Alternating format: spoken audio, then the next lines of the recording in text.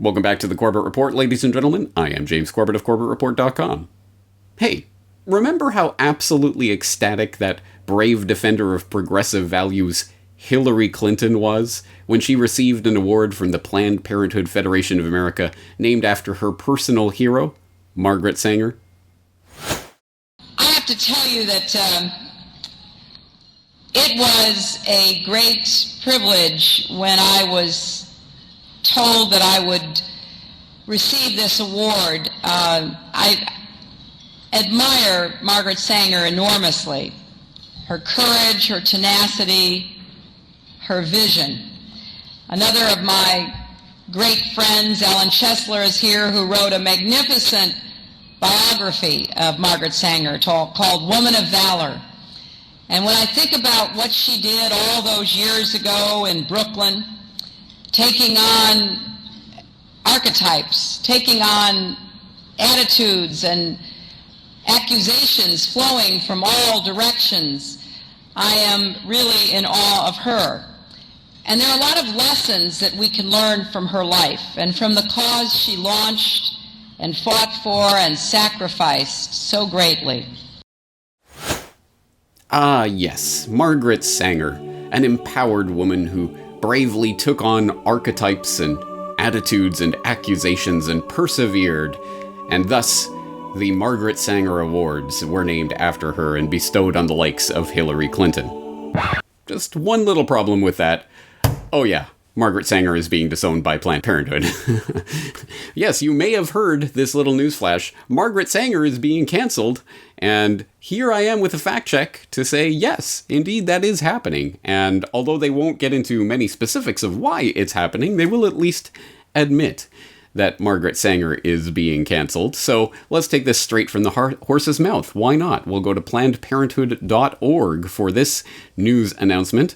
Planned Parenthood of Greater New York announces intent to remove Margaret Sanger's name from New York City Health Center. Today, Planned Parenthood of Greater New York announced its plans to remove Margaret Sanger's name from Manhattan Health Center as a public commitment to reckon with its founders' harmful connections to the eugenics movement. PPGNY also announced it is working with the Community Board, City Council, and community to rename an honorary street sign that marks the Margaret Sanger Square at the intersection of Bleecker and Mott Streets in Manhattan. The announcement reflects the first of many organizational shifts to address Sanger's legacy and system of institutional racism, which negatively impacts the well-being of patients, staff, and PPGNY's broader communities. The initiative is part of PPGNY's Reviving Radical initiative, an initial 3-year commitment and framework for holding long overdue dialogues and uplifting a vision for repair and transformation that communities of color and reproductive justice leaders have been calling on for decades. Okay, I'll stop reading there. I will invite you to go to the post, which, of course, I will link up in the show notes so that you can go and read it for yourself and discover that there are several more paragraphs of blather that follow that initial couple of paragraphs of blather, but not one word about what the actual specific accusations are here. Why is it suddenly, after literally decades and decades of defending Margaret Sanger's atrocious and obvious and blatant and unrepentant racism and adherence to the eugenics philosophy, why have they suddenly done an about-face and decided to take her name off of the buildings and the street signs and what have you? Why are they suddenly starting to distance themselves from Margaret Sanger? Well, as I say, please go and read through the entire post and you will discover they will not tell you any of that. They're just going to, oh, well, we'll just take the name down and that's that. Case closed. All done. Well, not quite. As they say, they are starting a Reviving Radical initiative, the 3-year commitment to overhaul and uplift their vision for repair and transformation of communities of color, blah, blah, blah. And again, that is a lot of blah, blah, blah. They give 5 very specific examples of exactly what they're going to do with this Reviving Radical community mandates. Number 1, reckon with Planned Parenthood's legacy and contributions to historical reproductive harm within communities of color. That'll be interesting. Number 2, divest from and dismantle white dominant organizational cultural norms and values, whatever that means. Number 3, adopt individual and institutional practices that value people of color. All right, I don't know how on earth they're going to measure that goal, but there you go. Number 4, center communities of color voice, experience, and knowledge of self. That actually comes in to play with regards to one very specific Margaret Sanger quote. And number 5, build accountable relationships with communities of color. Again, a lot of touchy-feely political blather, which one understands in the current political climate why Planned Parenthood is saying this, but as I say, go read the post for yourself. They will not at all even broach the subject of what it is specifically that Margaret Sanger said or did that they are now trying to distance themselves from. If you want that actual information, you'll have to turn to an online independent source like, say, the Corbett Report. And of course, we could trace this back once again to Margaret Sanger, an avowed racist eugenicist, and again, that statement is made advisedly, which can be garnered from her own statements, her own writing, her own correspondence, that are all out there and on the record. And we listened earlier to her interesting statement, which she realized she had to amend after making it, that the greatest sin that a family could make is to bring a child into the world. Well, she did affirm that elsewhere in her writing, so that was not just a slip of the tongue. For example, in one of her writings, she wrote, quote, "The most merciful thing that the large family does to one of its infant members is to kill it," end quote. And just in case there's any confusion about what the driving agenda and ideology behind the American Birth Control League and Planned Parenthood really was, she wrote about this in great length in various essays and articles, and in the Birth Control League official publication, where she wrote things like, quote, "The campaign for birth control is not merely of eugenic value, but is practically identical with the final aim of eugenics." And, quote, "Eugenics is the most adequate and thorough avenue to the solution of racial, political, and social problems," end quote. Now, quotations like that, when they're delivered out of context like that, tend to instill in a lot of people out there the idea, well, this really is all about helping the poor people. This is all about creating the nicer conditions for human society generally so that people can get along and prosper and be happy. But there is the underlying niggly little detail that this is an absolute dagger aimed at the very populations it is supposed to be helping. In the time-honored tradition of wolves in sheep's clothing, so too has the American Birth Control League and Planned Parenthood been very careful to cloak its real agenda behind woolly rhetoric about helping the poor, when in fact the poor and hatred of them are the very core of Margaret Sanger's eugenics ideology. And again, this is garnered from her writings, such as, quote, "All of our problems are the result of overbreeding among the working class," end quote. And, quote, "It now remains for the U.S. government to set a sensible example to the world by offering a bonus or yearly pension to all of obviously unfit parents who allow themselves to be sterilized by harmless and scientific means. In this way, the moron and the diseased would have no posterity to inherit their unhappy condition. The number of the feeble-minded would decrease, and a heavy burden would be lifted from the shoulders of the fit," end quote. Now, again, there doesn't have to be much speculation about who she was talking about when she talked about the morons and the unhappy offspring of these diseased and feeble-minded people, because she did, in great detail and at many different occasions, outline exactly who she was talking about, namely the members of that working class that the liberal left intelligentsia of today seem to think that they're helping with things like Planned Parenthood, and more specifically that subset of the working class who happens to be non-white, which is not an incidental part of this. In fact, in the 1930s, Margaret Sanger and her American Birth Control League cronies were working on something called the Negro Project, which was self-admittedly designed to exterminate the Negro population.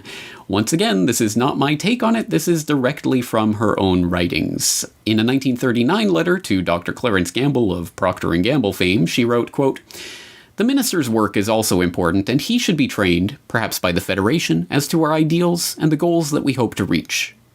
We do not want word to go out that we want to exterminate the Negro population, and the minister is the man who can straighten out that idea if it ever occurs to any of their more rebellious members," end quote. Margaret Sanger was a rabid, racist eugenicist who hungered for the extermination of the Negro population and of the working class generally as her solution to the ills of society. This was driven by a racist and unscientific eugenics philosophy which has been completely discredited scientifically and in every other aspect, but which was wildly popular in her time amongst the, well, extremely rich and extremely powerful individuals of society. So again, once again, for all of those people out there who like to think that they're part of the inside club, and yeah, there are too many people in this planet, and there are too many working class and feeble-minded people who are breeding, that's why me and my type should be allowed to breed more. Well, here's a hint for you. In the eyes of people like Margaret Sanger, unless your last name happens to be a Wells or a Huxley or a Rockefeller or a Rothschild or a Morgan or something along those lines, you're probably not part of the club that she wants to help foster and help to propagate into the next generation. Oh yes, all of those quotations are real, and you can go look them up for yourself. I'll even include a link to the scan of that actual letter, the infamous 1939 letter that Sanger wrote to Dr. C.J. Gamble, in which she announced the Negro Project. We don't want word to go out that our aim is to exterminate the Negro population. You can go read that for yourself online and verify it, that all of those quotations are true and accurate. And yes, this is not news to anyone, for example, in the Corbett Report audience, as what you have just watched is a clip from episode 271 of the Corbett Report podcast on Planned Parenthood Exposed. No, Sanger's risible, contemptible views are only news to people trapped in mainstream land who receive their allowable opinion from the arbiters of woke culture as defined in the current moment. So, for example, if you turn to that bastion of truthiness, the place that will tell you what is true and what is false, Snopes, you will find that you don't have to dig very deep in the Internet archives to see sites like Snopes sticking their neck out and defending Sanger against these crazy conspiracy theorists and their charges of racism and other contemptible eugenical views that were held by the likes of Sanger. For example, we can turn back, way back in the mists of time to 2015, when Snopes set the record straight. Does a photograph show Planned Parenthood's founder at a KKK rally?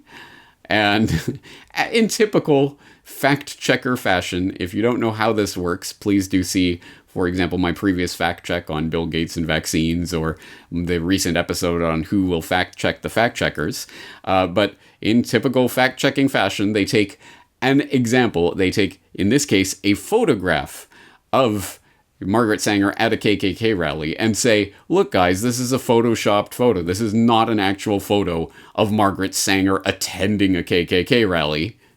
Asterisks way down at the bottom. Oh, by the way, she really did attend a KKK rally, but this isn't a picture of it. So, again, missing the point by a mile, but of course that's exactly the point of things like that. No, this is a fake photoshopped photo. This isn't real. Oh, and by the way, she really was speaking to a KKK rally. We just don't have a photograph of it. Or, how about this one from August of 2015? Did Margaret Sanger decry Slavs and Jews as human weeds? Where, once again, they go to task on this stupid meme that's popped up on Facebook and social media. It's totally fake news saying that Margaret Sanger called Jews and Slavs human weeds. She said nothing of the sort about Jews and Slavs specifically. Oh, and by the way, here's the piece that she wrote in the New York Times in 1923 that specifically says, quote, birth control is not contraception indiscriminately and thoughtlessly practiced.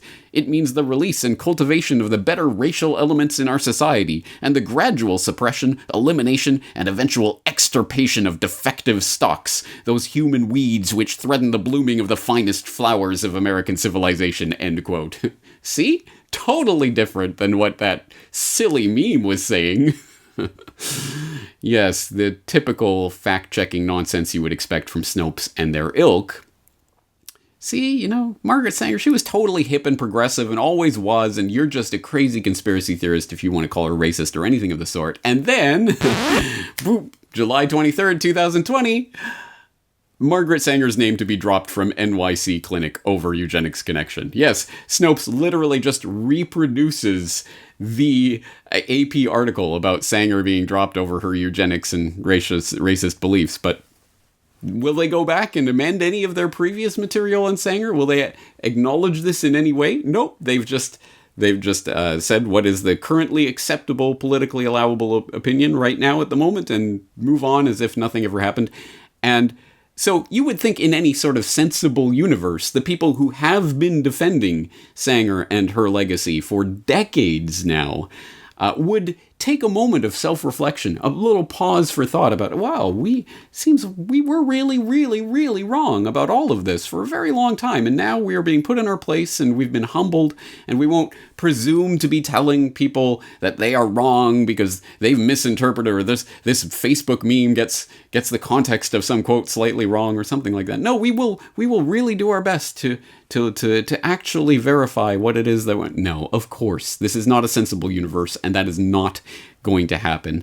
The organizations and the journalists and everyone else that have been defending Sanger for all this time will simply now join in on the acceptable, politically correct slogans of the moment. Black Lives Matter, or whatever it is we're supposed to say. They will say those words, and they assure themselves that they are part of the cool kids club and that they're woke, and that'll be that. And there will be no pretzel knot twisting to try to justify previous behavior. There will be no amendments or anything. They'll just simply move on as if they've always believed this. And you'd be crazy if you didn't. So it is, I suppose, in some sense, a vindication that even now the most mainstreamy, blandy, milquetoast establishment mouthpiece media organs like USA Today are running op-eds with titles like "Remove Statues of Margaret Sanger, Planned Parenthood Founder Tied to Eugenics and Racism." But I'm pretty sure that all of the previous defenders, the Snopes and the Time magazines and all of those, will continue to be comfortable in pretending that they are the arbiters of truth, and crazy conspiracy outlets like the Corbett Report, even though they were absolutely correct all along, are still wrong. Conspiracy theorists are wrong even when they're right, as I noted in a recent Propaganda Watch. So let's continue, actually, because, of course, now this little bit is coming out in a sort of controlled way, and you can even point to a group called Save PPGNY, Save Planned Parenthood of Greater New York, which is a group of employees, disgruntled employees, who are now trying to blow the whistle on the CEO of PPGNY and talking about the racist founder of Planned Parenthood and things like that, and dealing with the racist legacy. And it's going to be moved into the Black Lives Matter mainstream conversation that's happening right now. But before we move on from this subject, I mean, let's make a note of this. This is not just about Margaret Sanger. This is not just about racism. This is not just some tangential thing that, whoa, there was this kind of problem with something that the founder of this organization once said, but that's the ancient history. No. This is still an ongoing problem, and one that needs to be brought out fully so that it isn't covered up, just as Margaret Sanger's beliefs and ideas have been covered up for decades, even though they're right there in front of your face and you could read them at any time. So let's put it on the record. The American Birth Control League, which evolved into Planned Parenthood, but was exactly institutionally identical to Planned Parenthood.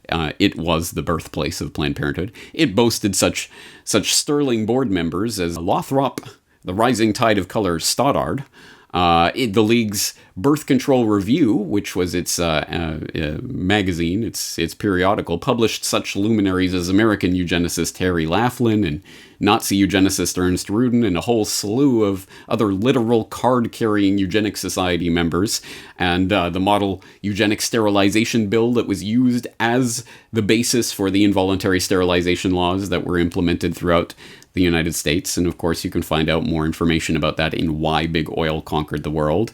And it's not like any of this actually changed when the name was changed from the American Birth Control League into Planned Parenthood. No, everything continued exactly as before, including the actual literal card-carrying eugenicists who sat on its board.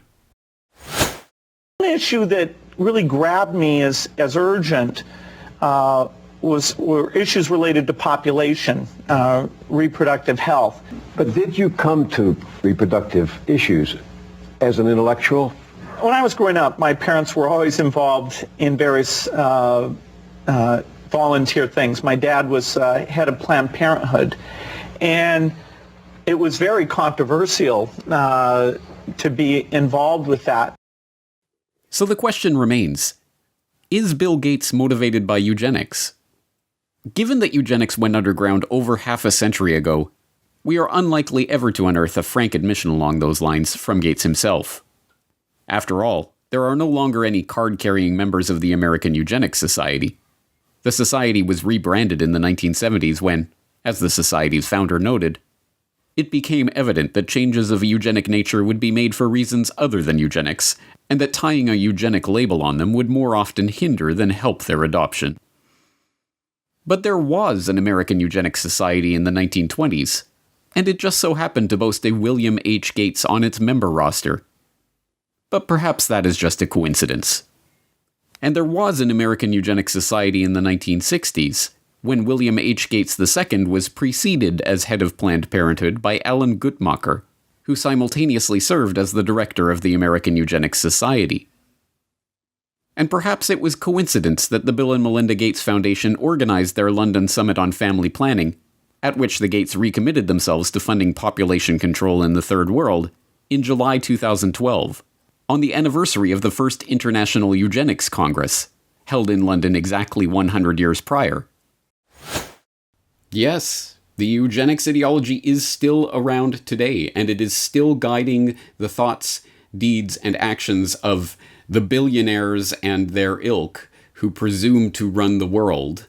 And yes, you can still find, well, if not literal card-carrying eugenicists, certainly adherents to those ideas amongst the jet-setting international organization class, like, I would posit, the Gates. Obviously, that is a clip from Who is Bill Gates, and obviously you can go back to the transcript for more information and links to more sources on that. I would also, on this note, I would highly recommend Why Big Oil Conquered the World to talk more about the history of eugenics and what it really, where it came from, how it was pushed by the Rockefellers and their ilk, and where it is going in the future towards transhumanism and technocracy, because that is ultimately where we are being pushed societally, and being pushed specifically by the people who have 10-digit, 11-digit, 12-digit bank accounts.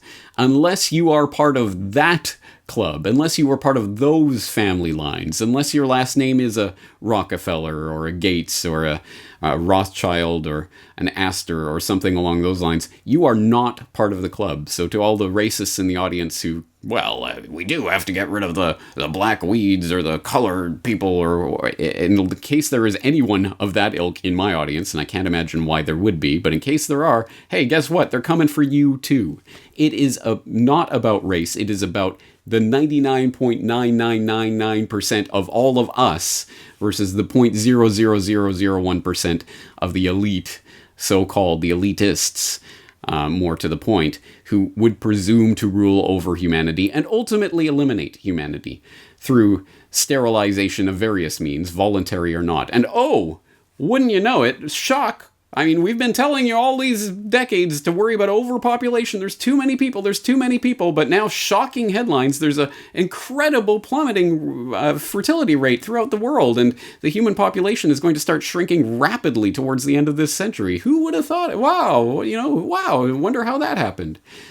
So yes, eugenics is still around. It is still very, very much a guiding determinant philosophy for the would-be rulers of humanity. And as Andrew Hoffman put it, I think quite succinctly and quite correctly in the most recent edition of the Revelations Radio News podcast, he said, there is no institutional racism without the guiding ideology of eugenics. So I would hope that if nothing else, this current climate, the political climate of wokeness and Black Lives Matter and all of this would at least start to hone in on and uncover some more of this deeper agenda, rather than just looking for buzzwords and looking for trite, meaningless blather about reviving communities and all of that that's completely meaningless and will not be measured or measurable in any meaningful way. Instead, if we were looking to actual, real guiding ideology, where it comes from and what it aims at, well, then perhaps this current political climate could actually have some positive effects. I am not holding my breath for that to appear in the pages of USA Today or Time Magazine or on the website of Snopes, but we will see if we can push it through here in the independent media. Anyway, as I say, there's a lot of information to go through today, a lot of sources that people will need to check into, and I encourage them to do so at corbettreport.com. That's going to do it for today. James Corbett, corbettreport.com.